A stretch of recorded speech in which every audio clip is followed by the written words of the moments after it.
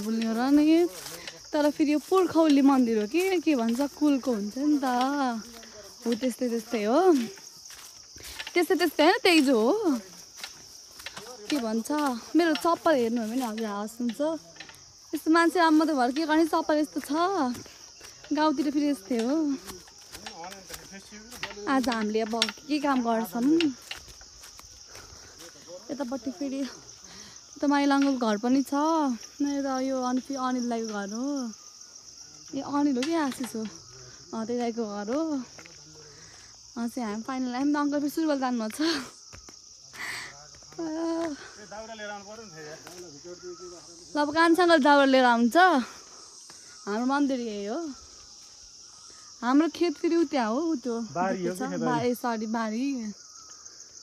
बाबा त्यहाँबाट आउँदै हुन्छ माथिबाट त्यहाँ हेर्न सक्नुहुन्छ हजुर बाबा र नेता दाई ए बाबा नेता दाई कान्छा अङ्कल देवी अङ्कल आउनुभयो बाख्रा पनि आइछिन् बाख्रा के भन्छ खै के भन्छ त्यसलाई त्यस्तै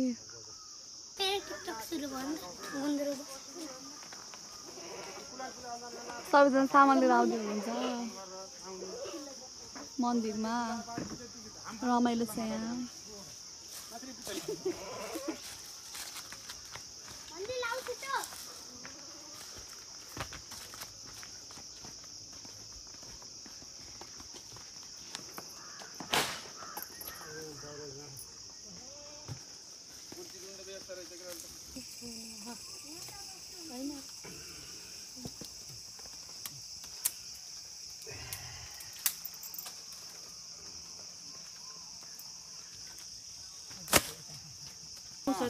गाइस यहाँ रमाइलो छ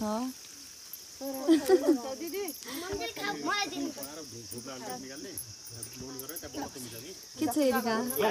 ठिक छ के भन्देऊ के भन्नु हाम्रो कुल पूजामा आज हामी मात राउँछु रमाइलो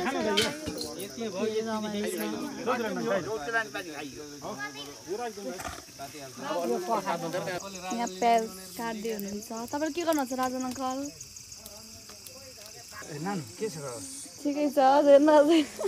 फाइनल्ली नानीसित आज बल्ल यतिखेर हाम्रो भेट भइरहेको छ कृपया अब हाम्रो कुल पूजा सुरु भइरहेको छ दाजुहरूले तपाईँले के गराउँदै हुन्छ त म अब यहाँ अर्को प्रसादी बनाउँदैछु होइन अब चियाको लागि पनि मलाई नै यसो आदेश आएको छ त्यसलाई चाहिँ अब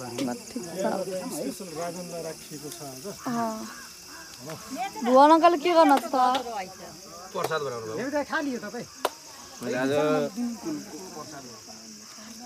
यहाँ फेरि टप्परी खुट्ने प्रक्रिया भएको छ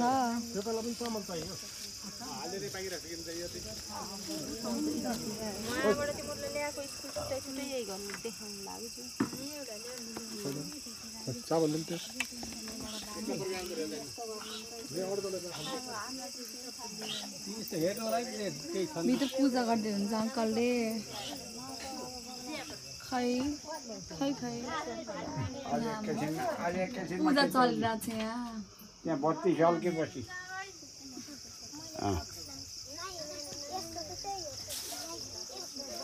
बुवा पनि किन त्यहाँ बसेको त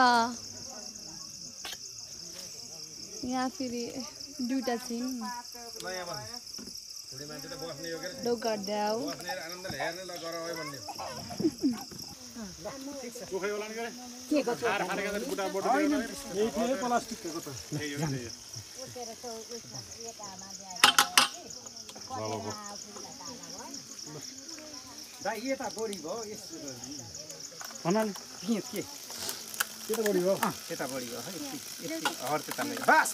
हेलो गाइज अब चाहिँ के गर्ने बेला भयो नानी भनिदेऊ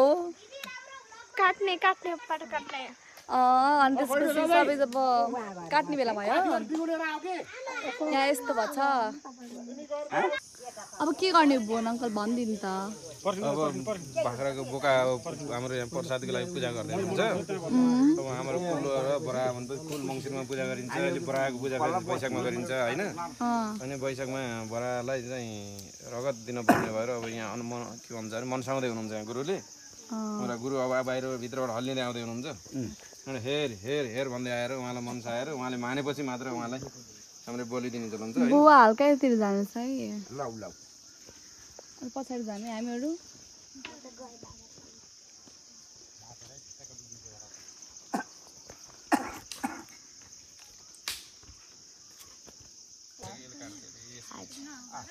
अब काटेपछि